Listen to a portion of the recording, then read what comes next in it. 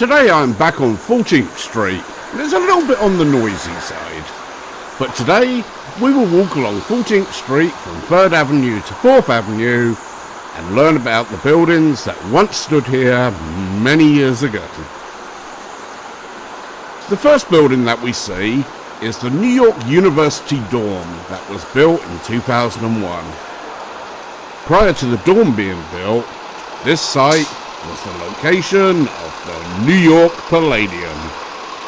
The Palladium was built in 1927 and was originally called the New Academy of Music. The building survived until 1997. The name changed in the mid to late 70s, but when it was still called the Academy of Music, bands such as the Rolling Stones, Kiss, and Iggy Pop performed here. When it became a full-time rock venue though, a whole host of famous acts played the Palladium.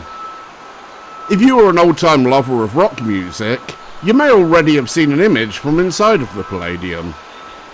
The famous album cover of London Calling by The Clash, featuring a guitar about to be smashed, was taken inside of the Palladium.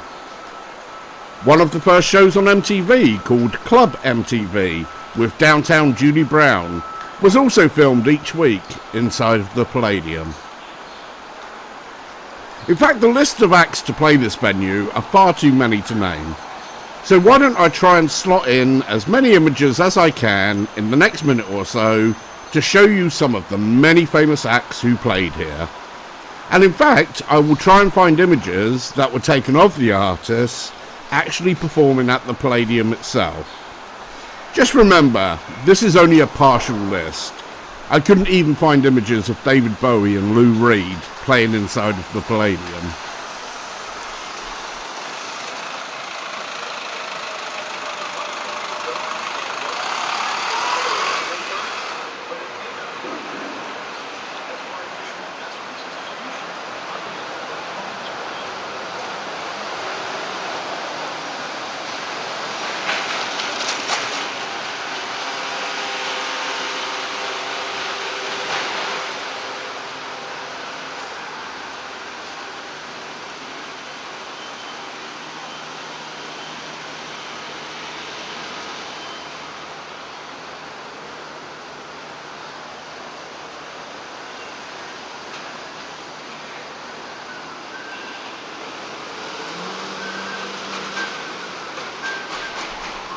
As you can see, right now the buildings across the street are being rebuilt, which is a real shame because there were a couple of great exteriors that are now gone. First off, at number 116 East 14th Street, which is approximately right across from where I am stood now, that used to be the home of the Gramercy Gym. That is where the legendary boxing trainer Customado trained such champions as Floyd Patterson and Jose Torres. Then, starting in the 1980s, a young boxer from a nearby reform school began training at this gym as well. That boxer was none other than Mike Tyson.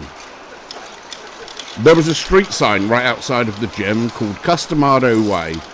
I hope that the sign remains once they have rebuilt the buildings across the street.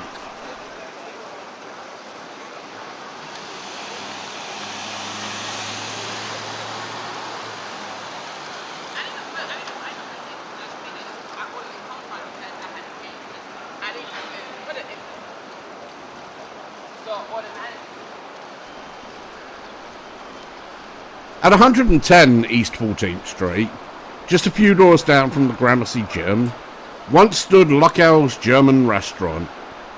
The famous piano maker, William Steinway of Steinway Pianos, ate in this restaurant daily, which made it a hangout for a host of musical figures, from Cole Porter to Leonard Bernstein. In fact, the former President of the United States, Teddy Roosevelt, would also eat here. The standard song, Yes Sir, That's My Baby, was written on a Luckel's napkin.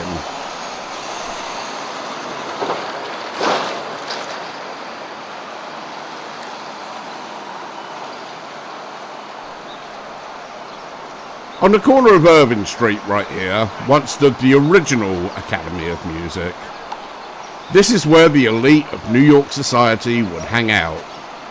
The venue was first opened in 1854, and 6 years later it hosted a famous ball in honour of the Prince of Wales, who would later become King Edward VII.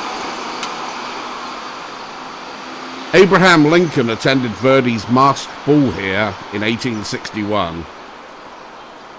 Once the Theatre District of New York moved uptown to 42nd Street, the Academy of Music became home to vaudeville performances, and then would later be used as a venue for showing silent movies.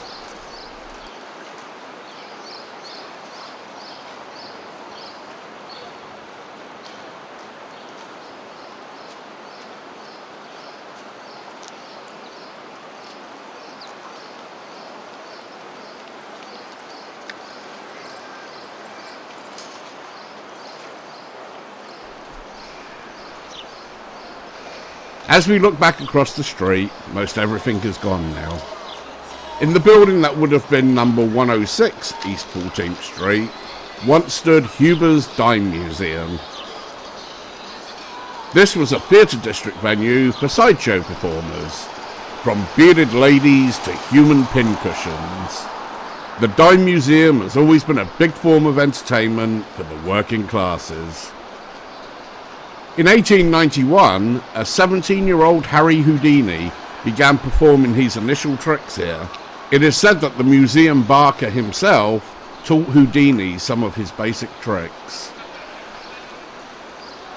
The final stop on our tour today is yet another place that no longer exists. All that remains is this new set of stores and buildings. What once stood here, though, was Steinway Hall. Isn't it great to see what 14th Street once looked like? Steinway Hall was built in 1866 by the piano company for performances that would showcase its instruments. Charles Dickens gave several readings here in 1867 and 1868. Mark Twain delivered a lecture at the hall, and the reporter Henry Stanley first told his story of finding Dr. David Livingstone to a New York audience here in December 1872. Steinway Hall was demolished in 1916. So that is all for part 2 of my trip down 14th Street. Coming soon, we will walk around the exterior of Union Square Park, and I will tell you all about the locations there, from Andy Warhol's factory to Tammany Hall. If you enjoy these types of videos, then it would do me a big favour if you click the like button, and if you want to see more, then go ahead and subscribe. I have a lot more stories from New York City coming up. Bye for now.